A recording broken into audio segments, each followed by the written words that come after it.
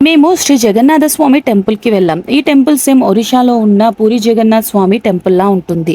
ఎదురుగా అరుణ స్తంభం, పైన గర్భగుడి ఎదురుగా గరుడ స్తంభం, గర్భగుడిలో రత్నబేరిపై కూర్చున్న వేపతుంగలతో చేసిన శ్రీ జగన్నాథ స్వామి, బలరాముడు, సుభద్రాదేవి ఇలా విగ్రహాలు కనిపిస్తాయి.